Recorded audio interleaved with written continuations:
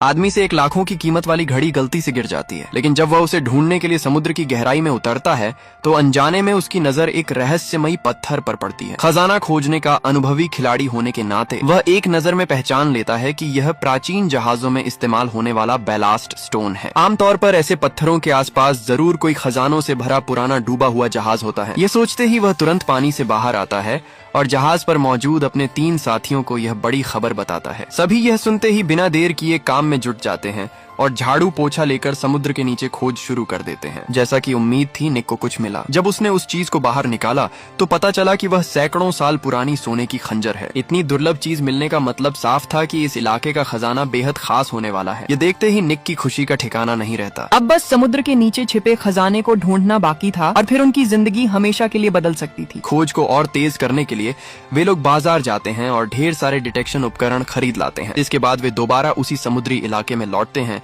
और पूरे दम खम के साथ काम शुरू करते हैं। सबसे पहले वे रस्सियों से एक मोटा मोटा इलाका चिन्हित करते हैं, फिर मेटल डिटेक्टर से बारीकी से तलाशी लेते हैं। जल्द ही डिटेक्टर सिग्नल देने लगता है। सच्चाई जानने के लिए निक अपने साथियों को इशारा करता है और वे ब्लोअर से ऊपर की रेत हटाने लगते हैं। तभी एक मोटी लोहे की जंजीर नजर आती है। ये समझते ही कि नीचे कोई बहुत बड़ा सामान दबा है, निक ब्लोअर की ताकत और बढ़ाने को कहता है। जैसे जैसे रेत हटती जाती है, नीचे दबा हुआ विशाल ढांचा सामने आ जाता है। दरअसल वहाँ सैकड़ों साल पुरानी एक इटालियन तोप दबी हुई थी। इस बेशकीमती धरोहर को बाहर निकालने के लिए वे तोप के दोनों ओर रस्सियां बांधते हैं और एयर बैग में हवा भरते हैं। जैसे ही दोनों जोर लगाते हैं, वह भारी तोप धीरे धीरे ऊपर उठने लगती है। लेकिन जैसे ही वे उसे जहाज तक ले जाने वाले होते हैं कि ऊपर निगरानी कर रही उनकी साथी लिसा अचानक एक अलार्म की आवाज सुनती है। दरअसल समुद्री पुलिस नियमित जांच के लिए वहां पहुंच चुकी थी। ये खबर सुनते ही समुद्र के नीचे मौजूद तीनों के होश उड़ जाते हैं, क्योंकि वे अच्छी तरह जानते थे कि अगर वे इस लोहे की तोप को ऊपर ले आते तो समुद्र के नीचे छिपा खजाना भी अपने आप उजागर हो जाता। ऐसी हालत में यह सब सीधे संबंधित सरकारी विभागों के हाथ लग जाता और संभव था कि उन्हें एक बाल तक न मिलता। इसी स्थिति को रोकने के लिए